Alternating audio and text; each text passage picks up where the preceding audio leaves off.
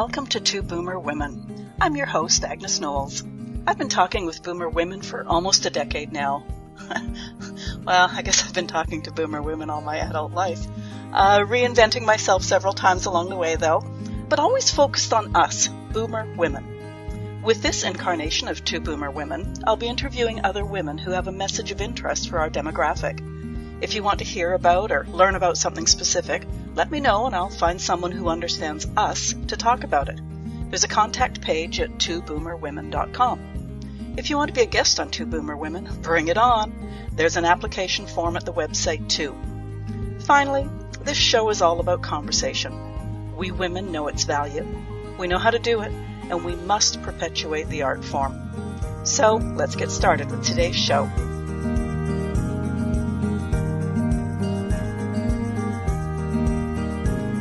Welcome to the Two Boomer Women podcast. I'm your host, Agnes Knowles. I am so looking forward to my conversation with today's guest. I'm single. I'm closer to 70 than any other landmark number. I sold my house several years ago with no intention of buying again, and most of my friends have similar traits. I've lived with some of them, and I know I could live with others of them. Give us each some private space, and we could cohabit quite easily. We're also coming off 2 years of a pandemic where aging experts, and yes, I just used air quotes, are pontificating about the need for private rooms for all seniors. My friends and I all say, heck no. Co-housing is such a great idea. HomeShare, co-op, pods, there's several different ways to do it, but community is what many of us are after as we get older. My guest today is the Strategic Partnerships Manager with a service that matches homeowners and potential renters, and she has HomeShared as well. Jennifer Hammer, welcome to the Two Boomer Women podcast. Thank you so much. Okay, Jennifer, I'm going to start by clarifying the fact that your service is American. I'm in Canada. I don't think we touched on that little fact. I didn't know. So I can't use your service directly, but the concepts are all transferable. Mm-hmm. Okay. Yes, they are. Yes. Good. Okay, so my first question is how you got started. Were you a HomeShare person first, or did you get your position with Silver Nest first? Yes, I actually I HomeShared before I worked for Silver Nest, and I had actually been in the senior downsizing and move management business. And I heard about Silver Nest and thought, oh gosh, people are going to need help clearing out rooms to share. And I approached Silver Nest from that lens and then ended up working for them. Oh, there you go. That's great. But you've also HomeShared yourself, is that correct? Correct. Okay. And am currently. I'm in a brand new home sharing arrangement as of last week. Oh, okay. That's great. So is that your lifestyle now, if you don't mind me asking? I don't know if it's my lifestyle forever, but right now it fits. So my new roommate and I, we've agreed to a year of this, and I've known her for years. Actually, I didn't find her on our service. I had known her, but I've home shared before, and I think we're going to be just fine. So far, so good. 1 week into this, we both work at home, so we're navigating that right now. Oh, okay. Yeah. It's interesting. When I owned my house, it was a really big house, and a friend of mine I was talking to her, and she said, actually, we weren't even good friends at the time. She said, oh man, I take care of my mother. We've got to get out of our current situation. It's sort of an emergency. And I'm going like, I have this really big house. It was a totally different town for them. I have this really big house, if you need somewhere to land. Mm-hmm. And I think within a few weeks they'd moved in, and we were together, for at least a year. I can't even remember now. It just worked so well. And then was selling my house. So she moved back down here, found a place with her mother. And just recently we said, we could do that quite easily. Mm-hmm. And I mean, the thing for us, of course, is the fact that her mom is well into her 90s, is fit as a fiddle. She'll probably outlive the both of us. So HomeShare might not even be an issue. Right. I think it's great to just think of it as, it fits in when it fits in, for as long as it fits in. You can home share for a little while, do something else for a little while, go back to it, maybe not go back to it, but it's, your housing journey isn't defined. You make choices, and the more choices you have, I think the better off everybody is. Yeah. And I guess too, people change as time goes by as well, mm-hmm. or your needs change or your situation changes. So yeah, exactly. What works 1 year might not work the following year. So, mm-hmm. in case we have a few reluctants listening, let's start by talking about the advantages of home sharing, for both the homeowner and the renter.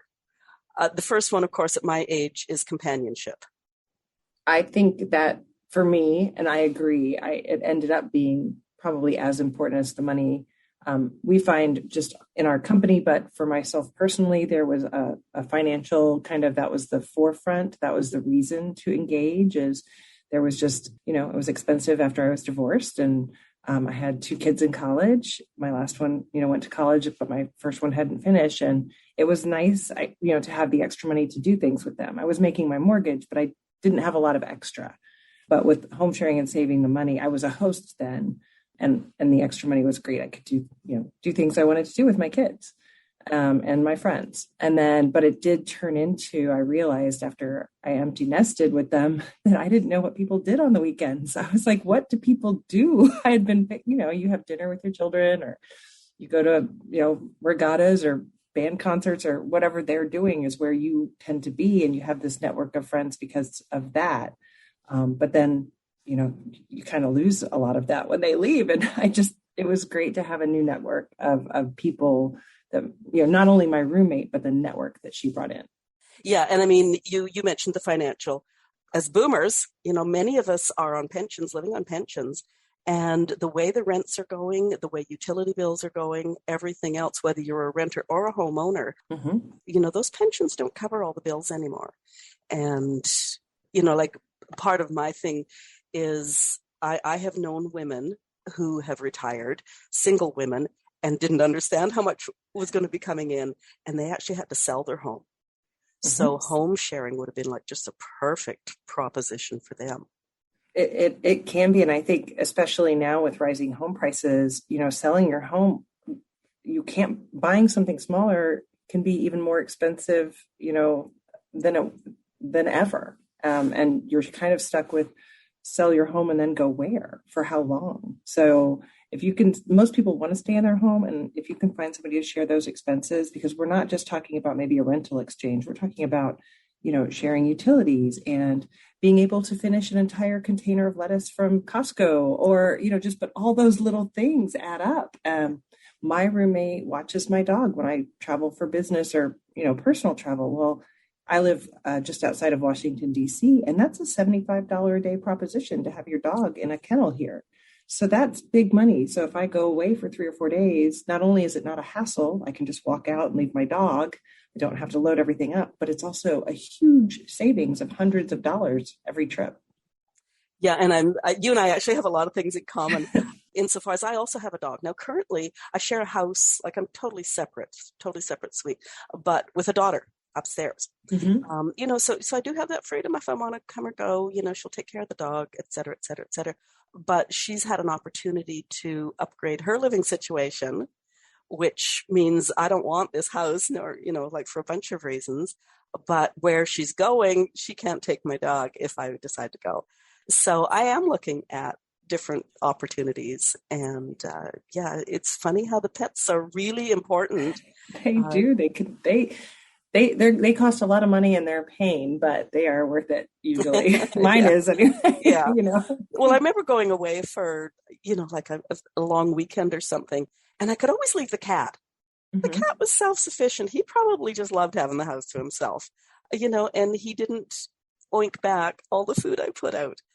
He lasted all weekend, and lots of water bowls, that sort of thing. But the dog, now she'd have it all done in 10 minutes, and then she's going to starve for 4 days. Yes. But, okay. So companionship, the income thing, and then as a renter too, like my pension currently does not cover the rent here. So, so we're just looking at both sides of the coin here. Right. There's savings on both sides. And I mean, I can speak for the company I work for in America, and just a national average. So nationally in the U.S., our hosts earn $850 a month. That's average rent. Of course, that will just depend on your geography and what you have to offer. But then people who are renting save about $750 over market rate rent. So it's significant on both sides. Yeah. And that frees up a little bit of income for, like, to help out with the utilities. But, also part of that, as we just said, was the companionship. If you do want to go out and catch a show or a concert or something, you've got a little bit of money to do that with, hopefully somebody who will become a friend if they don't start out as a friend. Exactly. And I tended to not want to go out as much because when I lived by myself, and especially I worked from home a lot, I tended to want to leave just because I'd been in my house by myself all day. Well, anytime you walk out the door, it seems like there's not a whole lot of free things to do. You are spending money on gas to get somewhere. You took yourself out to dinner or just even a happy hour glass of wine, whatever it was, but you were spending money. But when you have a roommate, you can be like, well, why don't we just go sit in the backyard and, have a cup of coffee or have a meal together and you cook at home. So there's just these little bits of savings that really do add up after a while. The companionship is great and it's often multiplied, I think, or enhanced with some money saving things. Yeah. As boomers, we tend to trade in that cup of coffee in the backyard for a glass of wine, just so you know. Well, okay. Well, then great. I'm in. We're going to be just fine. I run on coffee and red wine. So. You and I would get along just fine then. Yeah. I'm not going to move to DC. I'm sorry. You mentioned meals, even on like women's getaway weekends. We all put that little bit of extra effort into it. I mean, I live alone. I tell you, I could probably have the same dinner 3-4 nights a week. It's just, you get lazy. But as soon as there's someone else that you are, and I mean, I guess the situation could work two ways. You could still just keep your meals separate. But if you are sharing meals, you put that little bit of extra into it. You've got new dishes perhaps because your housemate is cooking their stuff. And then the other advantage, just speaking of those weekends away, which I realize that's a really small piece of living together, but like if somebody's going to the kitchen, you are a mother, but I mean, you were an active mother for how many years? You're not going to go to the kitchen and get yourself a cup of tea. You're going to say, oh, I'm going to the kitchen to get some tea. Could I bring you a cup of tea? That sort of thing, or a glass of wine. Yes, or a glass of wine or two. but no, it is really true. Thinking about meals and how I eat when I was alone, it was a bowl of cereal and kind of sad. I ate a lot of bowls of cereal all by myself in front of a TV, feeling a little bit sorry for myself every once in a while. But you're right. You put this when someone else is there and you're like, oh yeah, well, let's make something together. And then, you put a napkin down on the table with a fork on top of it, a plate, and you eat like, you can sit and chat with someone while you have a nice meal. And there is just that little bit of extra effort, which turns into just that extra conversation. And it's just joyful. Okay, my listeners know that I come with notes, but it's almost like you can read them because conversation, especially coming off of 2 years of COVID, where so many people have been sort of cloistered in their homes. They haven't been able to get out and socialize. Boy, the conversation is often what we miss most, or a lot at least. And like if you don't want to talk to somebody, you've got your private area. But if you're in a common area, then conversation just can be so neat and interesting. And it's a conversation with, someone who's going to bring a different piece to the puzzle. Right. Whether it's their past or whatever. It absolutely. And I think for me personally, it keeps me from getting in my own head. Sometimes something seems just like such a big deal or so distressing when I'm just thinking about it. But when it finally comes out of my mouth because I'm talking with somebody and I can share it, just like literally getting it out of my brain, out of my mouth makes it better and easier and not as big of a deal. And to just have somebody to listen. And I think that's true with my roommate too. But you just need someone to listen to for a second. Yeah, and because as you say, you get in your own head, and suddenly this little issue that's this big is suddenly pushing at the limits of your brain, which is not healthy. Yeah. Next on my list is experiences, and I know, somewhere during COVID, I had bumped into a friend I hadn't seen for a long time. I was where I live. I was out of town for 10 years taking care of my mother. So coming back, and I bumped into this person. And they said, gee, we walk up the mountain. Now, I say mountain, it's, I think, 1,500 meters. So it's not like a huge mountain. We go up the mountain every Saturday morning. Why don't you come with us? COVID, it was an outdoor experience, so everything was okay. But I tell you, I would never have done that by myself. Right. So suddenly when you've got someone else that you're living with, they might do stuff that you go like, and vice versa. Exactly. Give that a try. I'm going to go with this person.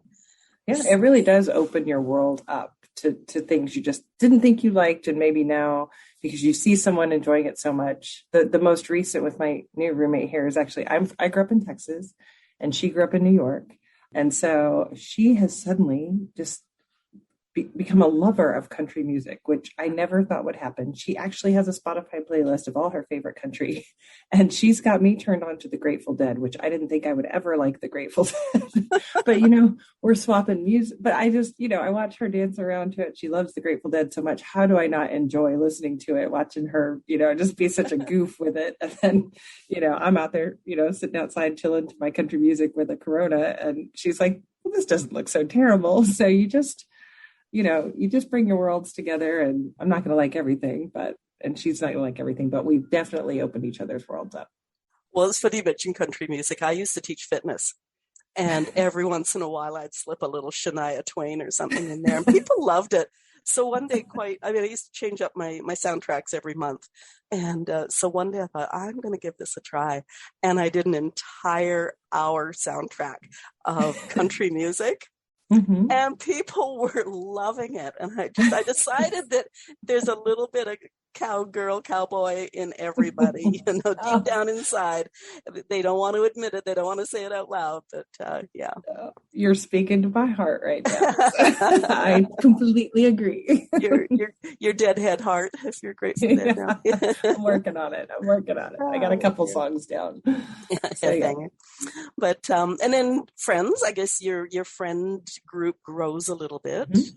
Probably, unless you've been in the same friend group for a long time. But yeah, I've met my roommate's family, and they've met my parents, my sister and brother, and there's just you just expand your network, really. I mean, and professional network too is not, if you're still happen to be working, I have an expansion of my professional network as well as my personal network. So it's just a win. Yeah, and family too. I know my family, just whoever's in my life is part of their life, and vice versa. And so to suddenly have, the dinner table going, like on Thanksgiving or whatever, Christmas, going from, 6 people, and suddenly there's 16 people, that just brings a whole new element. And I don't know, maybe I'm just speaking for myself, but it is a much more rewarding, happier, it just expands exponentially. So yeah, and I think people, I think we're probably very similar. It sounds like, in just more people, just including people, and inviting people in is just such a great way to live. I mean, I will take 16 people any day at a Thanksgiving table over 6, just because there's more food and more talking and more people to get to know, and more people to help clean up. But yeah, it's fun to have those experiences. Yeah. I always used to have orphan dinners anyways. Whereas if you were part of my circle, you didn't have anywhere else to go. Doesn't matter who you are, come on over for your dinner, so that was kind of fun. Now, the other thing is, as I mentioned earlier, is we're boomers, we're older. We might have a few aches and pains. If we're sick or out of commission, then there is someone to put the dog out in the backyard for a pee, or to go down to the pharmacy and pick up some meds or whatever. For sure.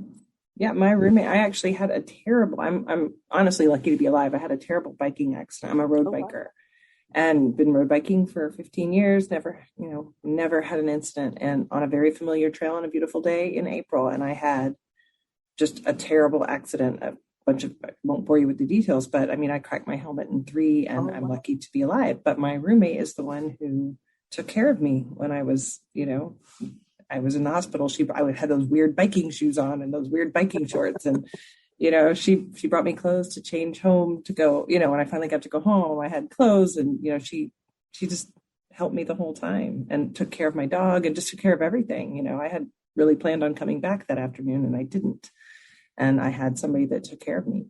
Yeah. Wow. Yeah. My whole family's plane rides away, so I don't have family here locally. Yeah. Well, and I mean, sometimes too, even if your family, your children lived in the same town, chances are they have to work full time. They maybe have children of their own. They, as much as they love you, they can't just up and boom, take care of you. So yeah. Well, yeah, my daughter she's the closest, but she was still 4 hours away, and a senior in college, during finals. So the last thing I wanted was her coming up. She's doing her last set of exams to graduate. So, so I'm just so lucky to have a roommate here that could, have my back. Well, and peace of mind for family too. So exactly. Once again, as I get closer to 70, my kids don't have to worry about me if they know that there's someone else in the house. I'm not going to have the fall and never, not get found for 2 weeks and that sort of thing. Right. Exactly. So, yeah. Now, the other thing that I use as a selling point when I'm looking for somewhere to live is the fact that yard work. I'm happy to do yard work. Housework. I do it. I keep a nice house, but it's not my favorite thing to do. But put me out in the yard or give me some tools, and I'm happy. So once again, hopefully you can find that give and take with housework and yard work. Maintenance. Yeah, well, we would be just fine. My roommate's the plant. She waters the plants and does all of that and keeps them alive. They would all be dead if I were in charge. And I am a little bit on the OCD side of vacuuming. I love to vacuum. And so I love my dog, but I can't stand dog hair. So yeah, so I'm the housework girl. Okay, maybe I will move to DC. I used to do all that stuff when the kids were younger. My house was immaculate. But now it's like, yeah, I have a shedding dog and it's like drives me crazy. But the one thing I've added to my list, which probably isn't on a lot of radars, but I did actually see it in one of I think it was your blog posts, but the LGBTQ plus safety and inclusion. And I hate to say that that's still an issue in this day and age, but it can be where someone's not accepted.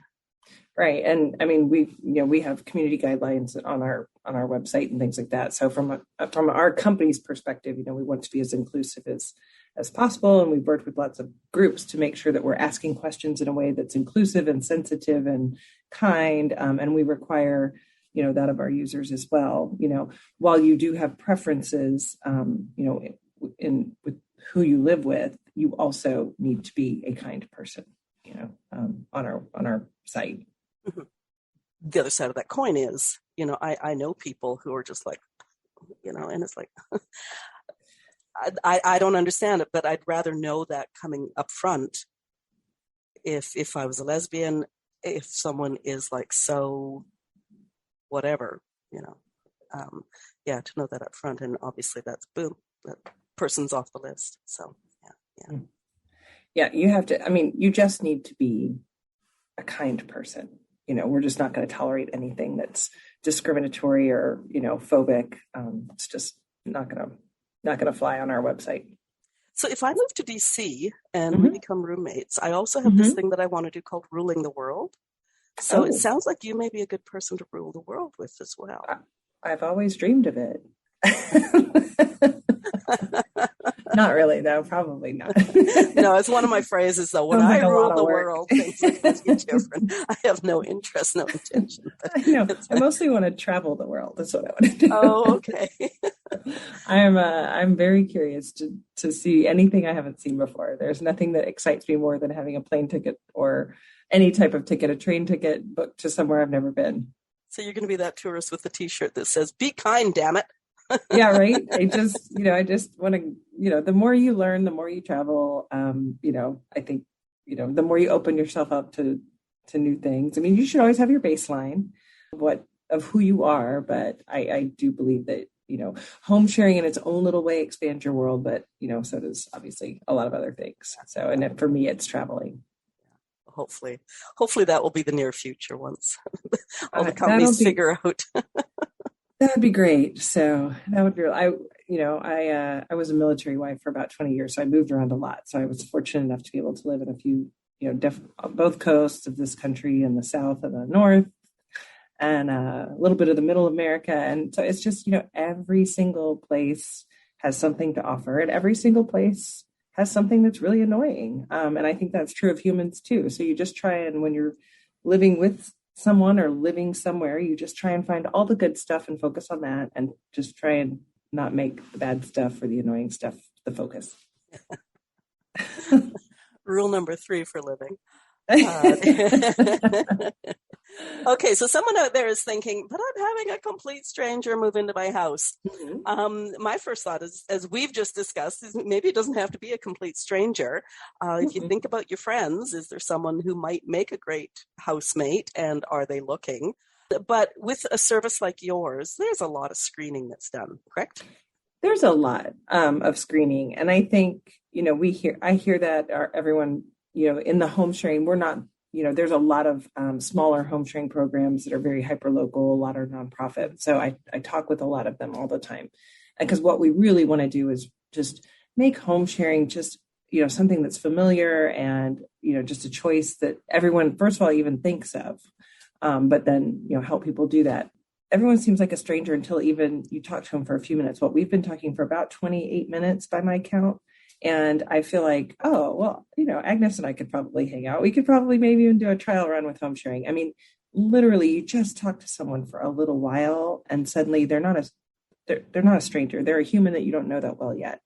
They're another person. But I think looking sometimes for affinities, and we're doing that a little bit at Silver Nest. Maybe we're doing a pilot with AmeriCorps members. So maybe someone who did a year of service with AmeriCorps would host another AmeriCorps member coming into the city for a year to do a year of service. So there's that instant, oh, I know what it was like to be an AmeriCorps member. Or maybe it's another teacher or another veteran. Or, could you think of somebody, something that's closer to your heart, and would you consider hosting a person like that, in your home, and trial and, do it for a little while. We're not trying to marry you off. Give yourself a minute to get used to it. Give yourself and your roommate a lot of grace. Have a sense of humor. Know it's going to be a little odd at first. There's going to be weird noises in the house that you're not used to. Just this morning, my roommate and I had a discussion of, so we were both on a call at the same time. Could you hear me be honest? And, you work out all the little bugs and keep a sense of humor, but then, give it a few months. And if it doesn't work out, it's okay. You tried. But my guess is if you find someone who's compatible, which is a lot of what we do, you do a lot of the upfront work, find someone compatible, find some, talk about the house rules beforehand, talk about what it's going to look like, go through the process, really get out in front of things and communicate and make a plan and document it. It's going to make that home sharing, when you finally do move in together, it's going to make it a lot easier, if you do the upfront work. Well, and interestingly too, like I've mentioned, I live with my daughter, her partner, and they're both still working from home. And so we did a lot of that, like they know I'm on a call right now, so they're not going to be vacuuming. I mean, although I've tried to explain that what comes through on Zoom is like pretty minimal. Yes, even when the 4-year-old starts shrieking, nothing comes through. When my dog barks, that's another matter. Yeah, so you would do that with families. So same thing. I think people tend to treat friends and strangers sort of almost with kid gloves, whereas you got to put it all on the table before, and like a dating service, for example, you'd find out a lot about this other person before you'd move in with them. So you would. I mean, yeah, you're not going to just find someone on our site and go, well, that sounds good. And, and the next day they're coming in. I mean, you're going to meet, you're going to probably have a phone call. You're going to, on our platform, you can, send messages and they're encrypted. So you don't even have to give away anything yet. But, once you feel comfortable, have a phone call, meet for coffee, all those things that you would do. It's not, there is a process to this. Yeah. Well, and I think instantly of a friend of mine who's vegan. He may be looking at finding a new home share situation, like having someone come in to live. And for him, it's like super important that they're vegan. And so that's fair, it's very fair. Yeah. Know what your deal breakers are and know what you could maybe live with. I have no food preferences. I'm allergic to seafood. My roommate loves shrimp. So it's a bummer. I actually just developed this allergy. So she was, she's just like, I'm so sorry. Shrimp is like 4 or 5 days of my, diet normally. And I'm like, well, I'm going to be jealous, but eat away, I always am on a seafood diet. I see food, I eat it. So. I know. So, so it's not a deal breaker for me, but if it is a deal breaker, it's a deal breaker. So, you have to just be honest with yourself and potential roommates of, this is what I can live with this, but I can't live with that. Yeah. I'm thinking I'm not the best person in this conversation because I do love the concept, and many of my friends feel the same way. So I can't come up with but what ifs. There are other forms of co-housing out there. Mm-hmm. I know some of my friends, we've talked about just renting a big old house. Mm-hmm. And, as long as we've got our own private areas to get together, like several of us. Mm-hmm. There's actual co-op housing I've been acquainted, I won't say I've been part of.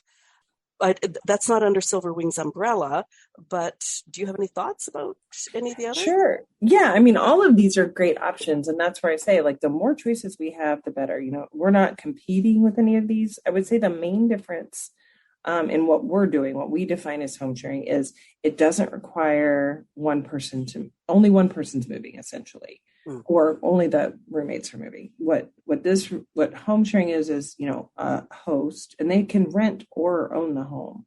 You don't have to be the homeowner. You can be a renter as long as you can have a roommate. You can use Silver Nest, but you're trying to stay in this home that you've lived in by taking in a roommate. So the co-living and co-housing models usually do require everyone to move in together, which is great too. That's just not what we do. Although you can kind of, I guess, use our platform for that a little bit. It's just a little harder. This is more for if you have a home and you have extra room and you want to rent it out. That's the vast majority of our users. What you can't do, the thing you cannot do on our platform is rent out empty space. So you can't have an empty apartment and then just, ask all these questions to decide who, that's not fair housing compliant. So you have to be doing this to live together, to share spaces. So home sharing essentially is, you normally have a private bedroom, sometimes a private bath, not always, and you're normally sharing kitchen, living room, things like that. Yeah. It was I actually just got out of the bookshelf about 5 years ago that I read a book called Growing Old Disgracefully. Mm-hmm. And I said 5 years, that was 25 years ago that I read this book. And I loved the discussions that it presented because it's written by 6 women who looked at, it's called the Hen Co-op, but they looked at this whole co-housing thing. So much of our society is obsessed with, youth and beauty and all that stuff. And just to know that, like if you want someone your own age, so that, like in my case, the sags and the wrinkles, big deal. That's a fact of life. Sure. The arthritis or a knee replacement, not a big deal. Adult children, former husbands, like you've got life situations as well in common. Mm-hmm. And yeah, we see about a 25% opportunity for intergenerational relationships on our site. And, and for example, the AmeriCorps pilot that we're doing, that's pairing, typically pairing older hosts with younger home seekers. But, again, you get to decide. We ask a lot of questions, even about preferences around age. Do you have an age preference? You can say no preference, or you can state a preference. Personally, I have a 22 and a 24-year-old. So my roommate is my age. I prefer to live with someone my own age. I have enough intergenerational still in my life. They're great. I don't need to live with another 20-something yet, maybe one day. But between them and their friends, I'm good right now. Yeah. But a lot of parties happen at that house for a woman her age. Sure, exactly. So I'm 52, my roommate's 48. So we're just kind of in the same spot in our lives right now, and it's nice. But I don't know, maybe in 20 years, if I'm doing this again, I'd want to live with someone who's in their 20s. I don't know, we'll see. Now, the other subject that comes to mind is privacy. Mm-hmm. Yes, I want, privacy from my bank. I want privacy when I'm online. But thinking again of the pandemic is I don't want so much privacy that I'm tucked behind 4 walls and not seeing anybody for hardly anybody for possibly months on end. Mm-hmm. Mm-hmm. Everybody that I talked to during this time said, heck no, like we'd rather have each other, even if it means going down with the ship, like whatever, than to be tucked away because somebody who doesn't even know me thinks it's in my best interest. Right. And, and we heard that too from a lot of our users. During COVID, when COVID first started, we asked our users to tell us anything about what they were experiencing. And the vast majority, we heard comments like, I don't know what I would have done during the lockdown without my roommate, and all sorts of stories like that. And also, now more than ever, I'm still want to find one roommate because I don't want to move to a huge community full of people. I'd rather get used to one person in my home. But we actually ended up making we asked a lot of questions. We incorporated them into our product with around COVID. So we asked about mask wearing and quarantining and visitors and cleaning and all kinds of protocols, because you want to align on that, because there were so many different opinions on, how to handle this. And we just wanted to make sure we were matching people who were aligned.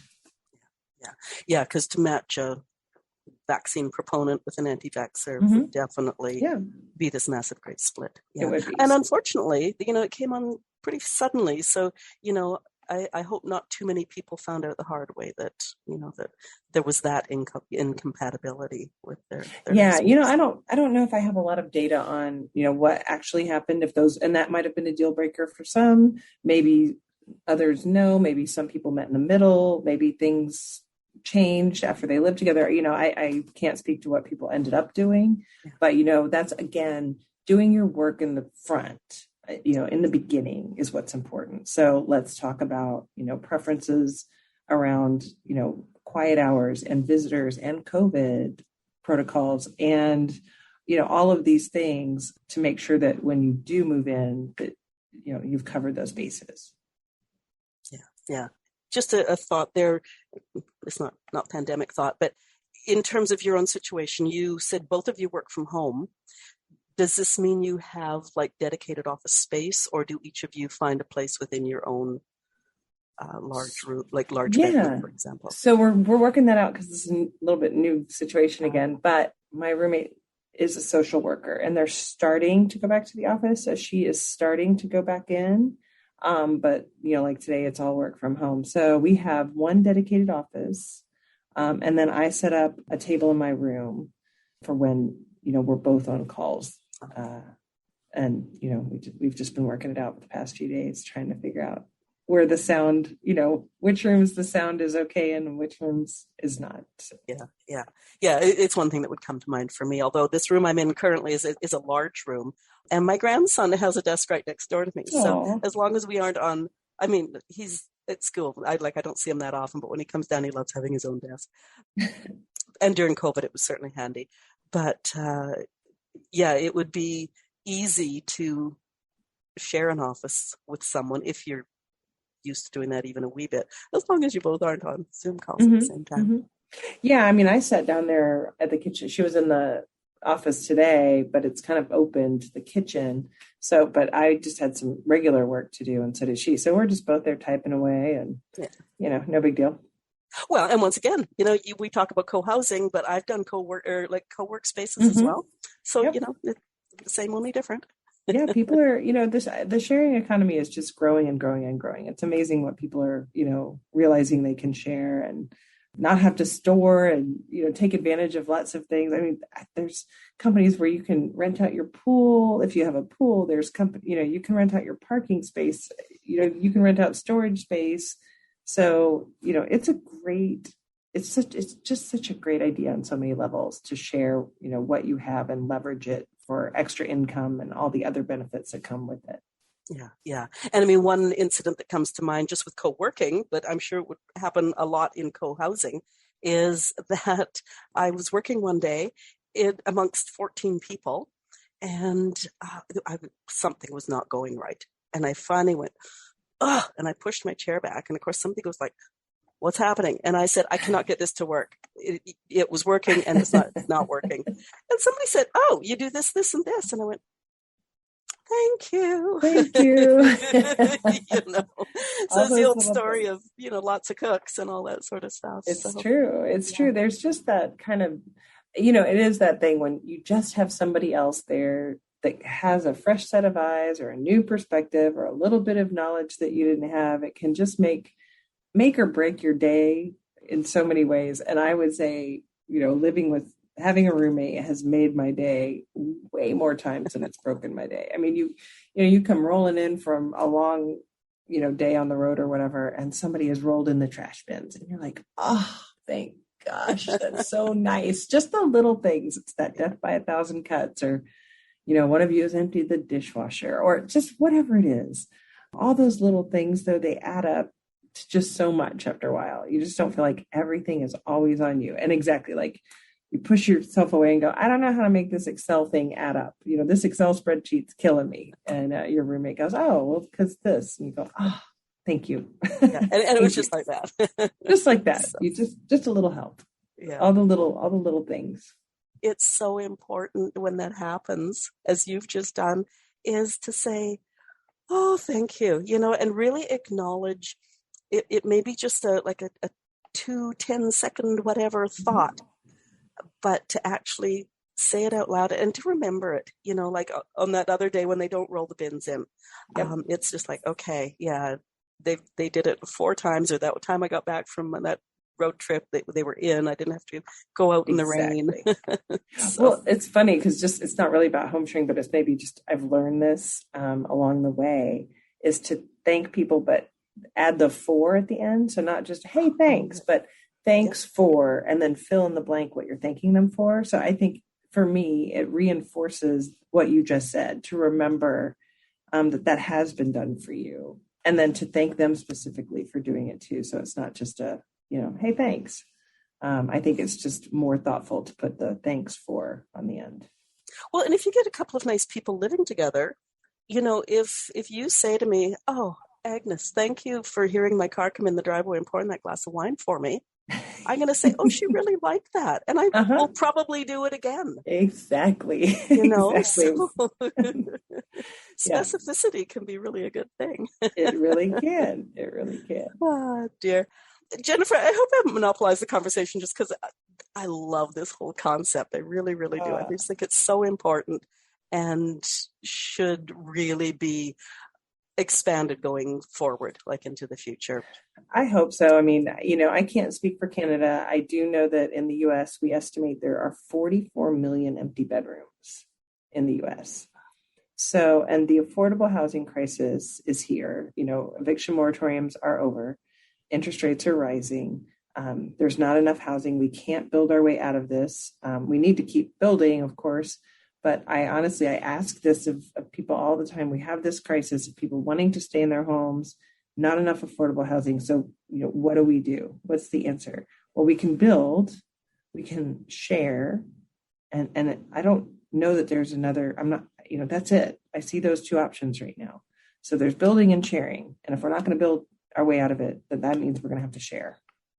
So I think it's an environmentally better way to live. I think, all the little things, again, like, you run an errand together so you don't have 2 cars on the road. You can finish, food together, just you're heating a house for 2, maybe even 3 people. We've had people find multiple roommates on our website, so you're sharing resources. I just think it's just such a good way to live. And again, this is where kind of that we're both proponents of this, but I get a lot of people pushing back going, I don't know if I can do this.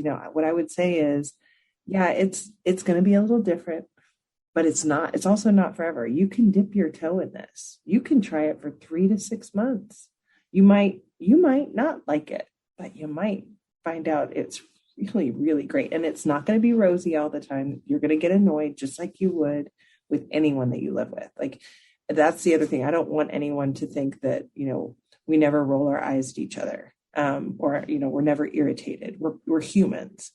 But the alternative of going back to living all by myself and just feeling like every pressure of that house and of my day and of my life was all on me.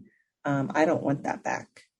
I really prefer, I'm wired for connecting with people, and I love having someone that I know is going to have my back and that I trust living with me. And the benefits far outweigh little minor annoyances along the way.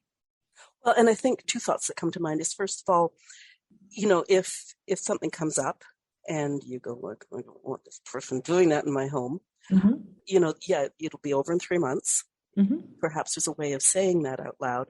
But then you also if it's really annoying, you put that on your list of needs, must-haves, whatever. Sure. Learn as you go. Yeah. And, you just mentioned Canada and the US there. things are similar up here. I mean, our rents are ridiculous and tons of empty rooms. There's a couple of towns just recently that I heard about that are going to do it like on a town level of home sharing. Wow. To make it easier.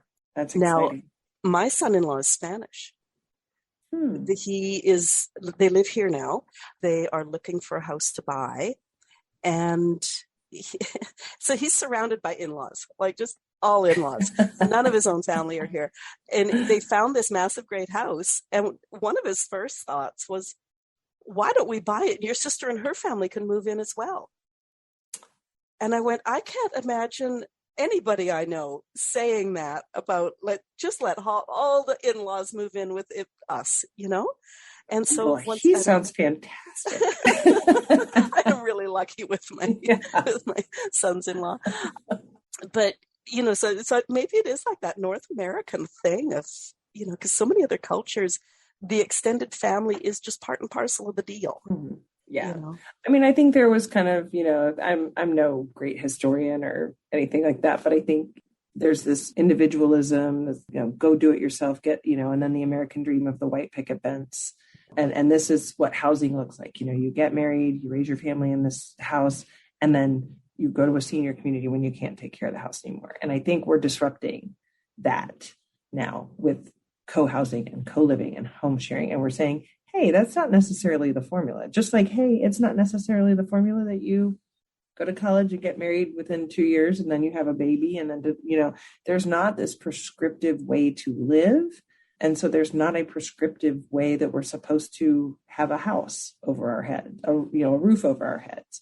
And so I think, as options come online and there's just more open-mindedness to how you, and just a willingness to say, oh yeah, this is how this person's living their life. I think we're going to normalize this and just make it as just like Uber. Who would have thought 10 years ago we were just going to hop in a stranger's car to run up to go to a restaurant and across the river or whatever. But now I don't know anyone that doesn't have an Uber app. So I hope we can get there with this. Oh, you don't have the Uber app yet. Well, I don't even know if we have Uber in town here. Maybe not. So, but it's just more of. It seems so normal now for people to hop in an Uber, and it seemed so novel. And, you ask people about it, you're like, so how was the Uber ride? I mean, I remember asking that, you got into somebody's car that you didn't know and all this, and it's just so second nature. You would never, it's just not a big deal if someone says they're going to take an Uber.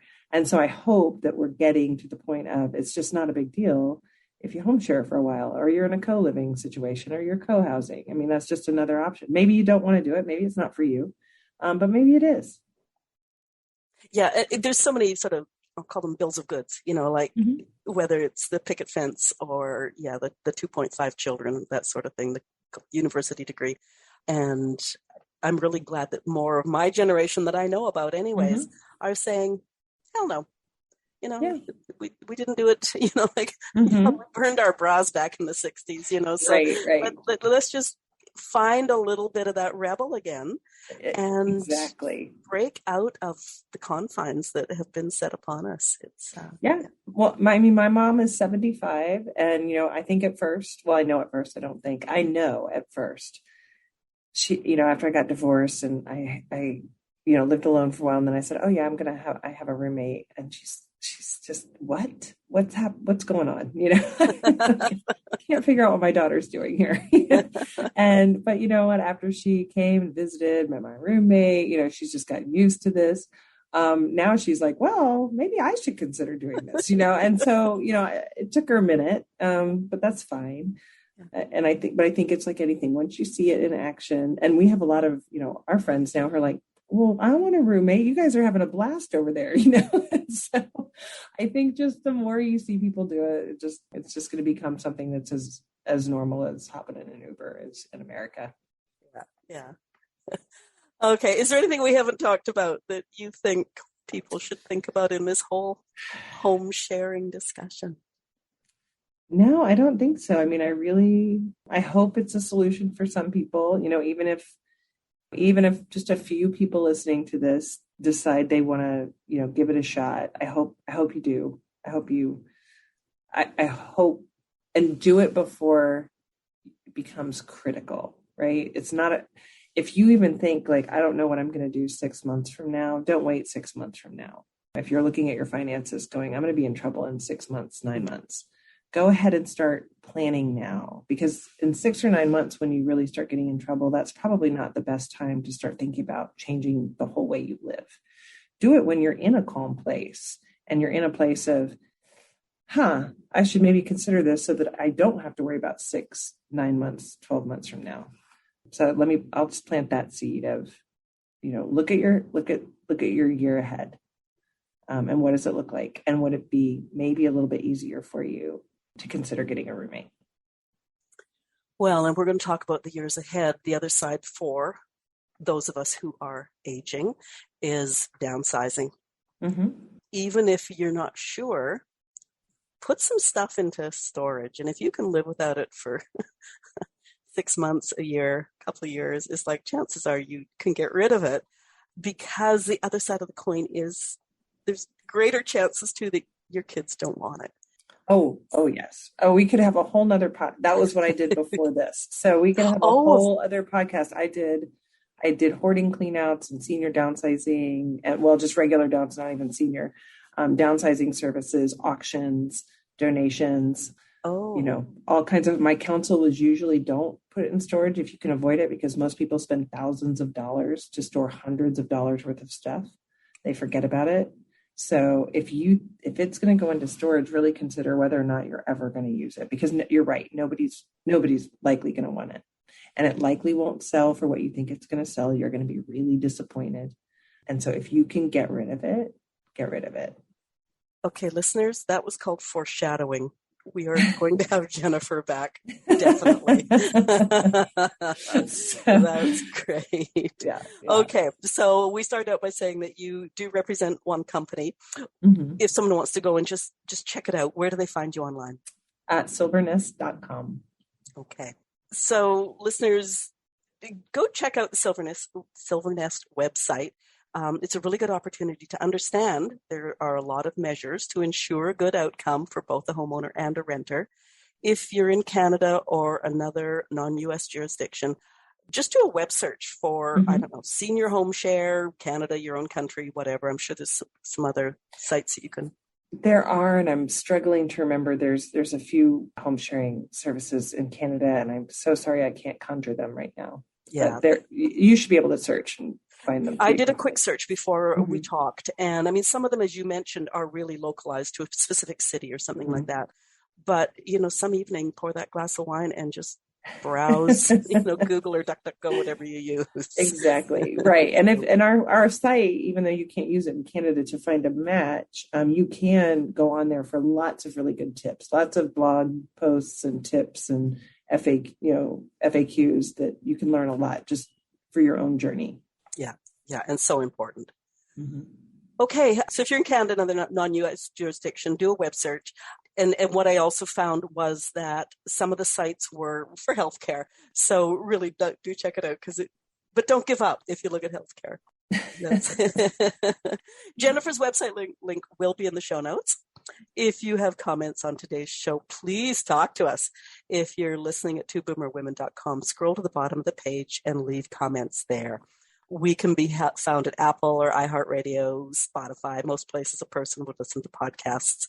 Feel free to leave comments and leave stars and reviews. They help us grow. Before you go, hit the subscribe or follow button, and you'll be notified about future interviews with more of my great guests or return interviews. Share this episode with a few of your friends.